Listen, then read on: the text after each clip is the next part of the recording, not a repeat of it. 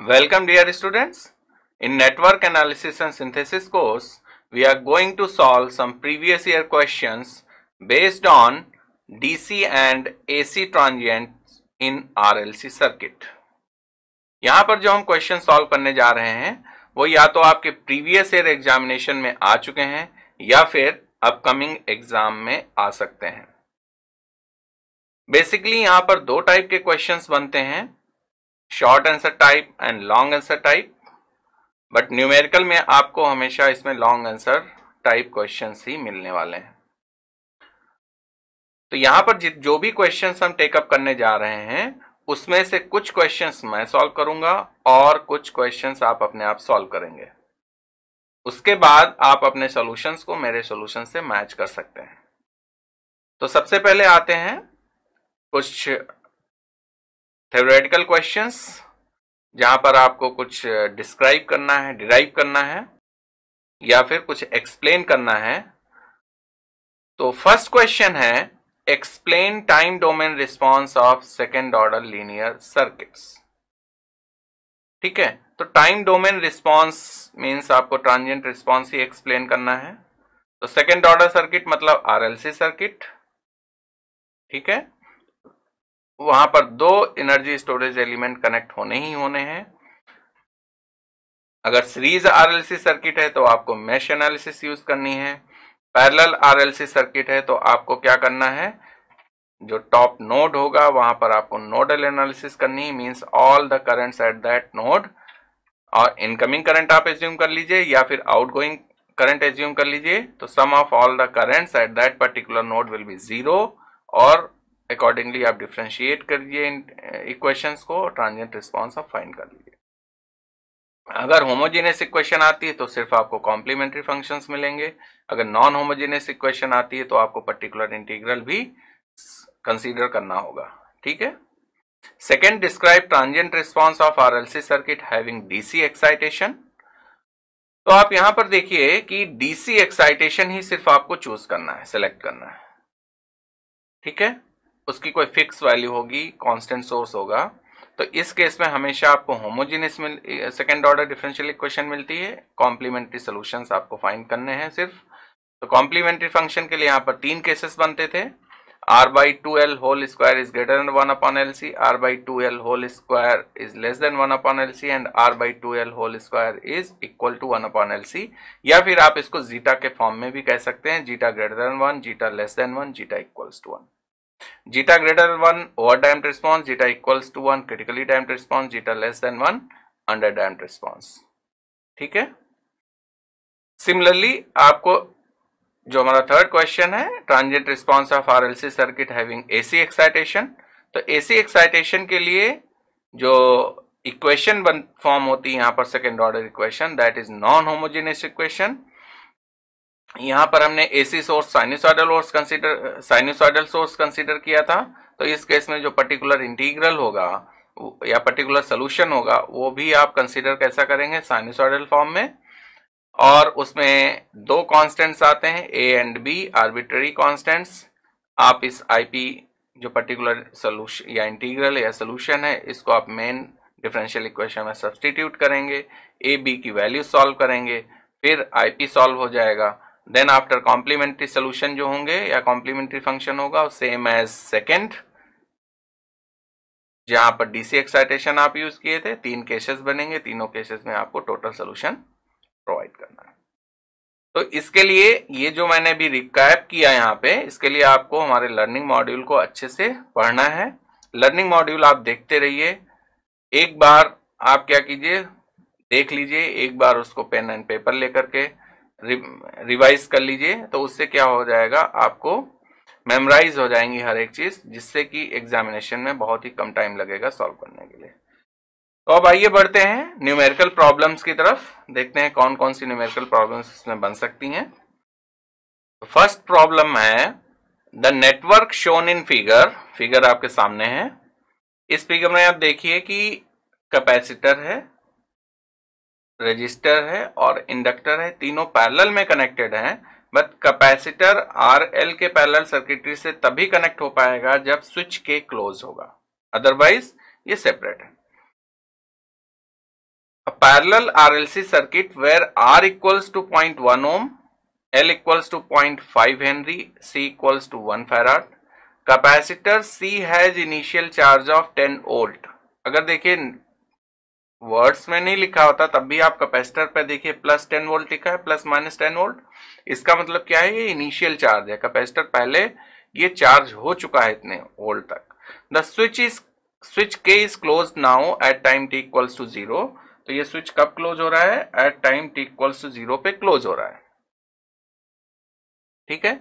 Obtain the expression for the VT where VT is the voltage across R भी कह सकते हैं या फिर L भी कह सकते हैं, क्योंकि ये दोनों पैरेलल हैं. तो आप कह सकते हैं this is plus, this is minus. ये तो हमने कंसीडर किया है, इसका जस्ट अपोजिट भी हो सकता है. ठीक है. इनिशियल वोल्टेज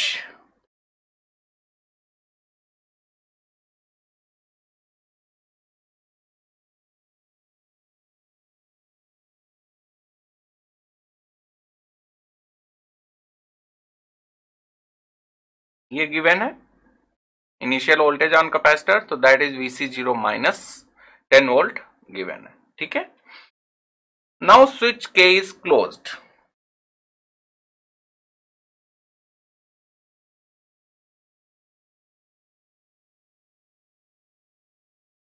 और जैसे ही स्विच के को हमने क्लोज कर दिया तो क्या होगा, सर्किट को थोड़ा सा आपके लायक बना रहा हूं. यहां पे स्विच के को हमने क्लोज कर दिया, शॉर्टेड हो गया. तो ये जो VT वोल्टेज हमें फाइंड करना है, ये VT वोल्टेज इस नोड पे आ जाएगा. कोई भी एक नोड आप कंसीडर कर लीजिए, क्योंकि टॉप ब्रांच शॉर्टेड है. तो suppose this node is A. ठीक है. तो नोड A पे VT वोल्टेज है अभी, और नोड A पे हम क्या अप्लाई करेंगे, KCL अप्लाई करेंगे. तो अप्लाई नोडल एनालिसिस आप कहें चाहे KCL कहें, eight node A. Voltage at node A is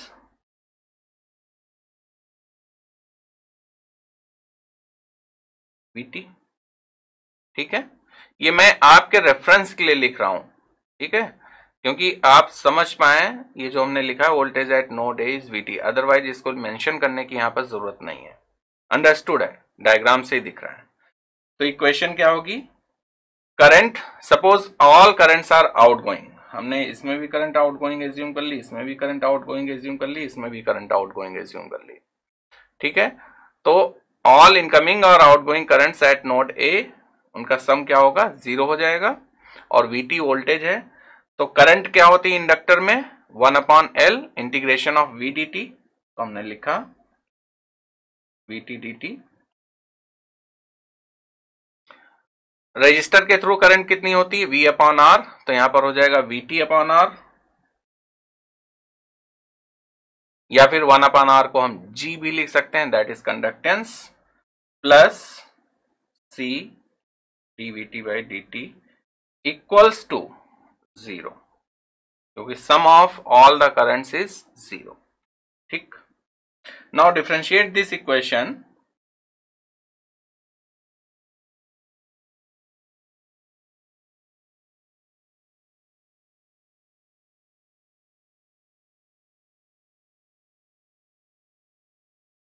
हमने क्या किया, इस इक्वेशन को डिफरेंशिएट किया और C से डिवाइड कर दिया. तो ये इक्वेशन हमारे पास मिल गई. तो V/LC plus 1/RC dVT by dt plus C dVT means d2V T/dt2 equals to 0. कैसी इक्वेशन है, होमोजेनियस इक्वेशन है. तो ये होमोजेनियस इक्वेशन है, इसकी कैरेक्टरिस्टिक इक्वेशन क्या होगी,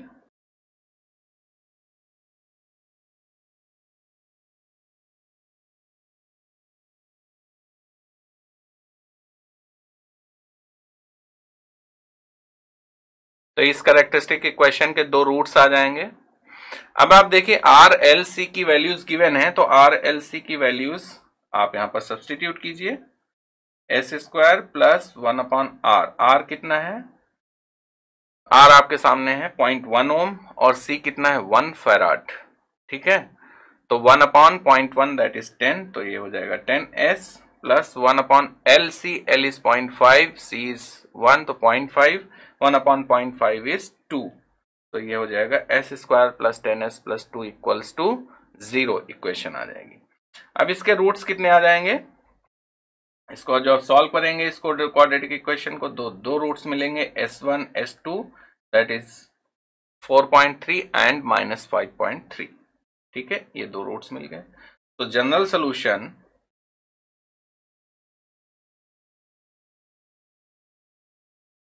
इसको आप इक्वेशन 2 एज्यूम कर लीजिए,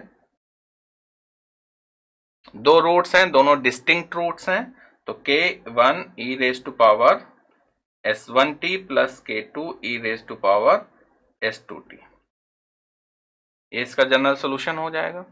अब यहां पर k1 k2 की वैल्यू सॉल्व करनी है, ठीक है, तो at t equals to 0 plus हम फिर सर्किट में वापस आते हैं। इस सर्किट में आप ये देखिए कि व्हेन स्विच वाज ओपन,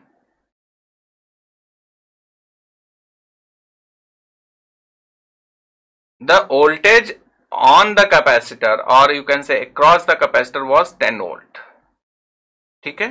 तो just after closing the switch, जब आपने एक स्विच को क्लोज कर दिया तो कैपेसिटर अपना बिहेवियर इंस्टेंटेनियसली तो चेंज करेगा नहीं, ठीक है, तो जो कैपेसिटर पे पहले वोल्टेज स्टोर था वही बाद में स्टोर होगा just after t equals to 0।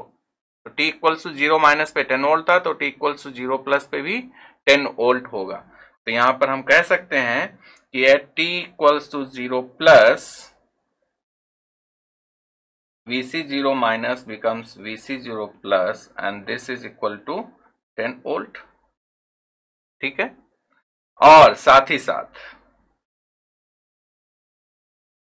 यहां पर जो इंडक्टर है L, इसमें कितनी करंट फ्लो होनी चाहिए, इनिशियली क्या करता है, जैसे आपने स्विच के को क्लोज किया, इंडक्टर L तो पहले किसी सोर्स से कनेक्टेड नहीं था, तो यहां पर क्या होगा, जैसे ही आपने स्विच क्लोज किया इंडक्टर L में करंट फ्लो करना स्टार्ट होगी, और जब करंट फ्लो करना स्टार्ट होगी तो इंडक्टर की जो अपने प्रॉपर्टी उसका नेचर है वो क्या करेगा, उस करंट को अपोज करेगा, और जैसे ही करंट को अपोज करेगा तो करंट, इसका मतलब क्या हुआ, इंडक्टर अपने क्रॉस अपने थ्रू उस करंट को फ्लो करने नहीं देना चाहता, तो जो इसमें करंट होगी वो क्या हो जाएगी, 0। तो हम कह सकते हैं कि and 1/L Vt dt integration that is IL, you can say IL0 plus equals to 0 volt। तो हम इक्वेशन से देख सकते हैं, फ्रॉम इक्वेशन 1 हम ये कह सकते हैं कि C dV by dt plus 10 into 10 equals to 0, that is dV by dt, और एक कब हम सॉल्व कर रहे हैं, इक्वल्स टू -100 वोल्ट पर सेकेंड, और ये हम सब सॉल्व कर रहे हैं एट 0 प्लस, ये dV0 प्लस बाई dt हो जाएगा -100 वोल्ट पर सेकेंड, ठीक है। Now from equation 3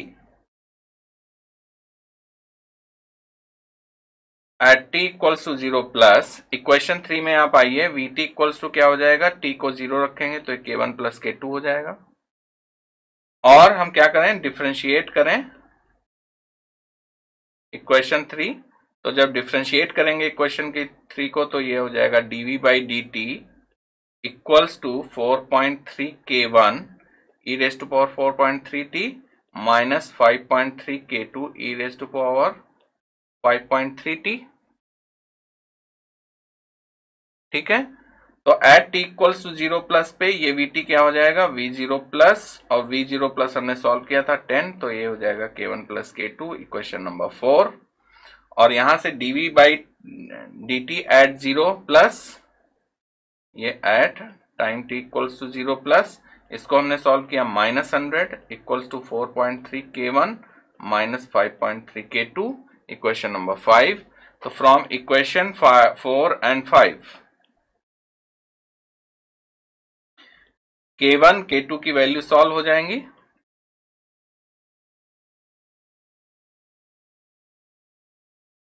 K1 comes 4.896 and K2 14.896. Now substitute these values in equation number 3 again. You will get the response or you will get the voltage across the inductor जो आपसे पूछा जा रहा था. Therefore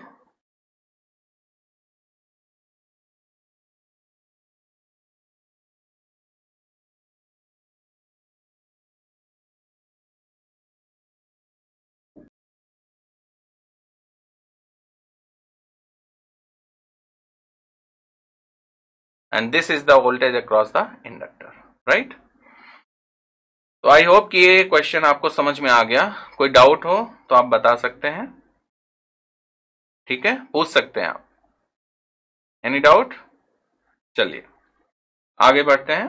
question is find the equilibrium equation for the network shown in figure. Also find the response Vt and draw the response curve. और V इसमें क्या given है, ये दिस इज Vt, ठीक है. इट वॉज मिसिंग तो हमने बताया Vt इज दिस. ये हमें आप फाइंड करना है, ठीक है. तो आप देखिए again this is a parallel RLC circuit और पैरेलल RLC सर्किट में हमें क्या करना है, नोडल एनालिसिस लिखनी है. तो when switch K is open, हमें इसमें K का एरो कैसे दिया जा रहा है, आउटसाइड, तो K स्विच ओपन होगा. तो इसमें करंट कितनी जा रही है, 1 ampere, that is a total current. तो इसको हम कह सकते हैं I करंट यहां पर जा रही है. And this 1 ampere current is a constant current. तो इक्वेशन क्या होगी, बाय KVL एट, इसको अगेन नोड A एज्यूम कर लीजिए जिसपे वोल्टेज कितना है, Vt वोल्टेज है.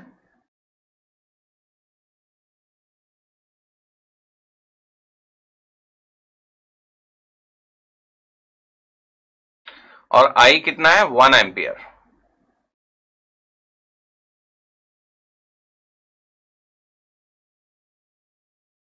तो इसको आप डिफरेंशिएट कीजिए.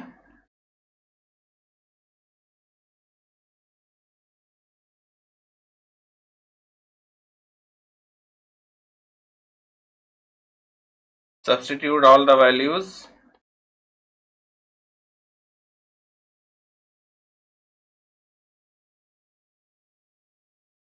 So what will be the characteristic equation here? Write the characteristic equation first.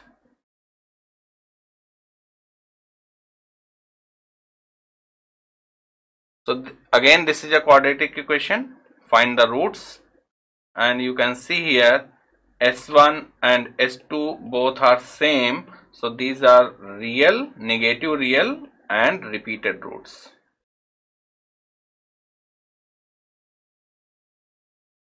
तो नेगेटिव रियल है बट रिपीटेड है. इसका मतलब क्या हो गया, इस होमोजेनियस इक्वेशन के रूट्स रिपीटेड हैं. जीटा इक्वल्स टू 1 होगा और इसका कॉम्प्लीमेंट्री सोल्यूशन क्या होगा,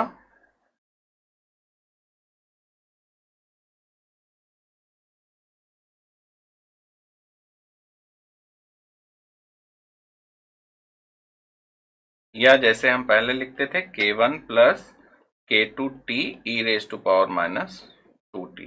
ये इसका जनरल सॉल्यूशन या कॉम्प्लीमेंट्री फंक्शन होगा, ठीक है. अब इसमें हमें इनिशियल कंडीशंस यूज करनी है, ठीक. तो आप देखिए कि करंट कितनी फ्लो कर रही है, 1 एम्पियर फ्लो कर रही है. तो at time t equals to 0 पे हमें कंडीशन इसमें देखनी है कि क्या होगी. और इस इक्वेशन को अगर हम डिफरेंशिएट करते हैं, कौन सी इक्वेशन को, जो इक्वेशन हमारे पास आई है इक्वेशन नंबर 2, इसको अगर हम डिफरेंशिएट करें तो क्या मिलेगा,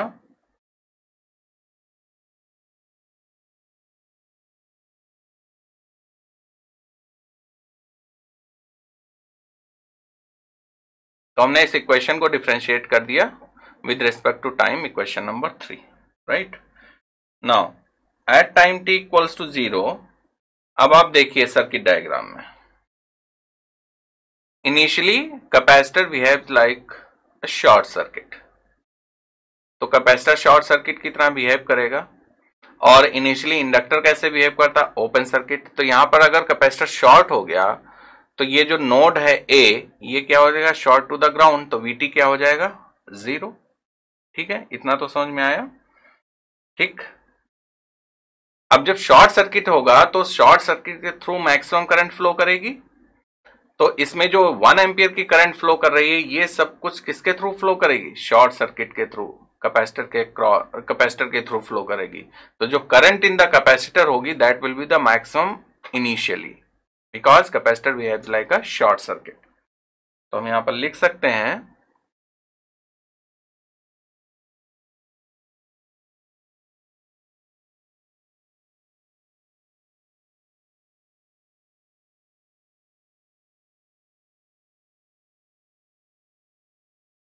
तो ये इनिशियल कंडीशन की हेल्प से हमने फाइंड आउट कर लिया dv by D T 0 plus, और ये कहां से? From equation 1। ठीक है, एंड अब हमें दो चीजें मिल गई, एक v0 प्लस 0 इक्वल्स टू 0 और एक dv by D T 0 plus equals to half. तो हम इक्वेशन 2 और 3 से k1 k2 की वैल्यू सॉल्व करेंगे। तो फ्रॉम इक्वेशन 2, इक्वेशन 2 क्या है? vt equals to k1 plus k2t e raise to power minus 2t। तो vt 0 है। अब जब vt 0 होगा तो वहां पर k1 कितना आएगा, k2 कितना आएगा, और किस टाइम पे हम देख रहे हैं? From equation 2 at t equals to 0 plus.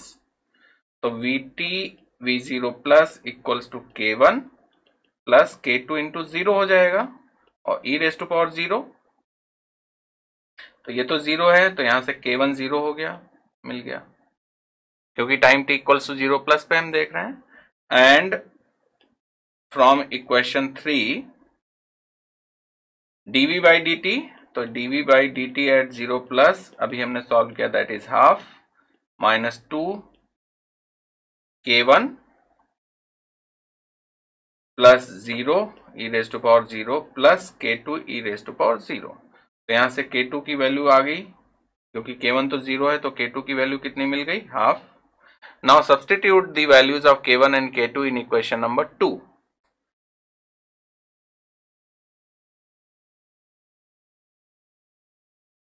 तो vt यहां से कितना मिल जाएगा?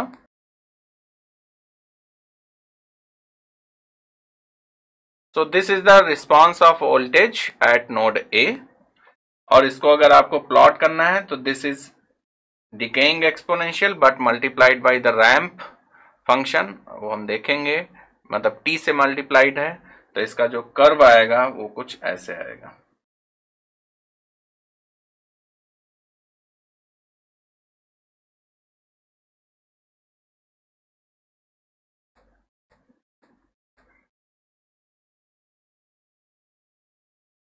So this is the response.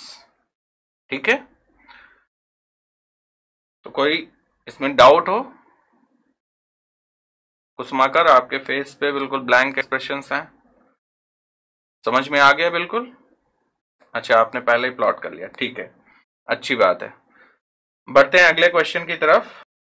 Question is for the network shown in figure find the loop current IT and plot the response curve. बिल्कुल simple question है, RLC circuit के लिए, second order circuit है, because LNC elements connected है।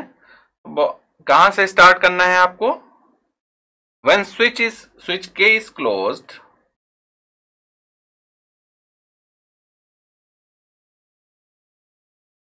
IT will flow in the circuit। आप equation लिखिए, किस क्या आएगी इसमें equation? L DIT by D T plus RIT 1/C IT dt equals to 1 volt. 1 volt applied किया आपने, तो इसको डिफरेंशिएट कीजिए विद रिस्पेक्ट टू t।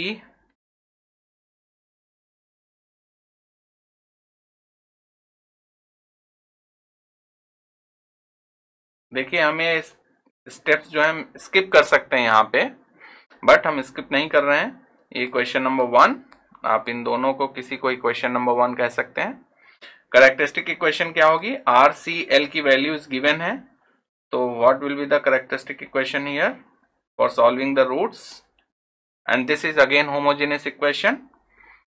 तो कैरेक्टरिस्टिक इक्वेशन हो जाएगी S square R upon C, that is 3 by 1 by 2 6 S 1 upon LC. L is 1 Henry, C is 2, so this is 2 equals to 0. Actually the value of this resistance is 3 by 2 ohm. तो यहाँ पे क्या हो जाएगा, ये जो value आ जाएगी that is 3s plus 2. तो इसके अकॉर्डिंग इस इक्वेशन के रूट्स कितने आ जाएंगे, -1 एंड -2. तो there are 2 real roots but not repeated, these are distinct roots. तो डिस्टिंक्ट रूट्स हैं, तो इसका जो सोल्यूशन होगा इस इक्वेशन का, general solution of equation 1 will be it equals to k1 e raised to power minus t plus k2 e raised to power minus 2t. Equation number 2. अब हमें यहां पर क्या सॉल्व करना है, k1 k2 की वैल्यू सॉल्व करनी है. तो वो इनिशियल कंडीशन से आएंगी. तो initially at time t equals to 0 plus, अब देखिए 0 प्लस पे, before 0 time t equals to 0 minus when switch was not close, कोई करंट नहीं फ्लो कर रही थी और कोई भी चार्ज या एनर्जी इंडक्टर कैपेसिटर में स्टोर्ड नहीं था. जैसे ही हमने स्विच के को क्लोज किया तो इंडक्टर करंट अपने थ्रू अलाउ नहीं करेगा. तो inductor will behaves as open circuit. तो जब ओपन सर्किट होगा, कोई करंट अलाउ नहीं करेगा, तो आई जीरो प्लस कितनी हो जाएगी, 0. और ये क्योंकि इंडक्टर होगा ओपन. ठीक. नाउ और क्या हो सकता है, कैपेसिटर क्या होगा, इनिशियली शॉर्ट सर्किटेड. तो जब कैपेसिटर शॉर्ट सर्किटेड होगा और इंडक्टर ओपन हो गया, तो कैपेसिटर के अक्रॉस जो पोटेंशियल होगा Vc 0 प्लस, वो कितना होगा, 0, क्योंकि कैपेसिटर शॉर्ट है. ठीक. अब जो इक्वेशन 2 हमने फाइंड आउट किया है, इसमें ये कंडीशंस अप्लाई करेंगे. साथ ही साथ डिफरेंशिएट करते हैं इक्वेशन 2 को. तो हमें क्या मिल जाएगा, ठीक है. तो ये कंडीशंस हैं हमारे पास. अब फ्रॉम इक्वेशन 1,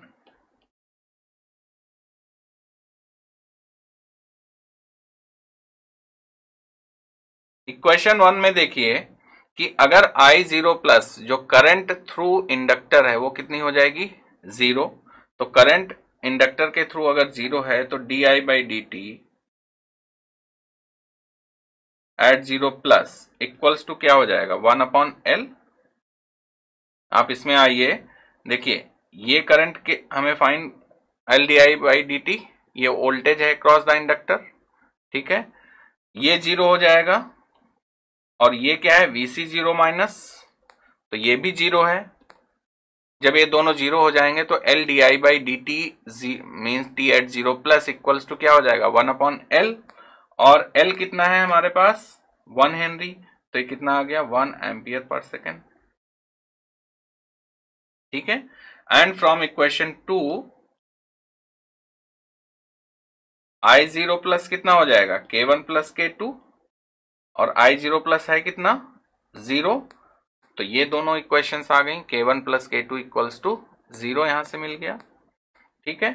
साथ ही साथ इक्वेशन 3 में आइए और देखिए एट 0 प्लस पे क्या होगा, this is 1 di by D T 0 plus equals to 1 equals to minus K1 minus 2K2. तो इन दोनों इक्वेशन से एक है K1 plus K2 equals to 0, दूसरी आ रही है minus K1 minus 2K2 equals to 1. इन दोनों इक्वेशन की हेल्प से अगर आप K1 K2 की वैल्यू सॉल्व करेंगे तो K1 1 आ गया, K2 कितना आ गया, -1. अब K1 K2 सॉल्व हो गया तो equation 2 now becomes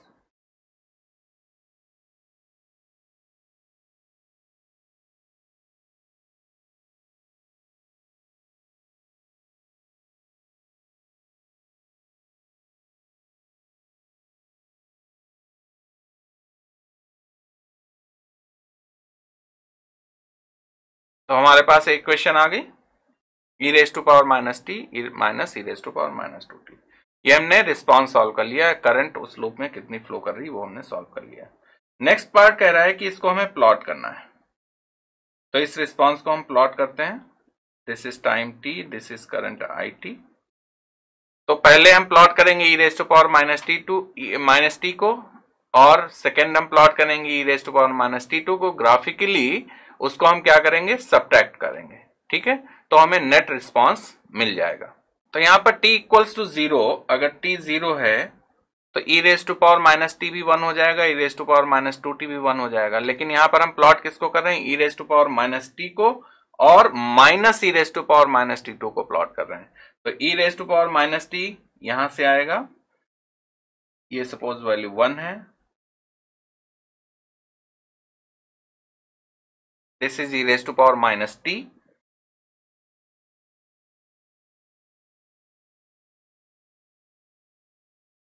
e raise to power minus two T, ये भी -1 से स्टार्ट होगा क्योंकि minus e raise to power minus two T को हम प्लॉट कर रहे हैं। और ये जैसे जैसे टाइम बढ़ेगा तो देखिए यहाँ पर 2t है, तो अगर टाइम t इक्वल्स टू 4 है तो ये -2t वाला ग्राफ 8 सेकेंड पे आ जाएगा और -t वाला ग्राफ कहाँ पे आ जाएगा, 4 सेकेंड पे। तो सबसे ड्रास्टिकली रिड्यूस कौन होगा, -2t वाला। तो -2t वाला ग्राफ कुछ ऐसे रिड्यूस होगा।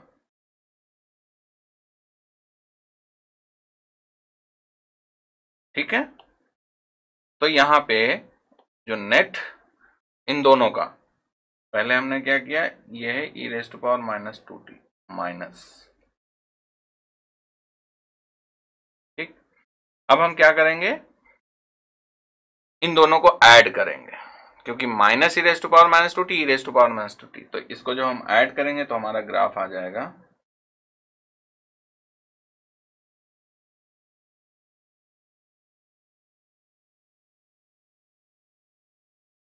तो ये जो ग्राफ है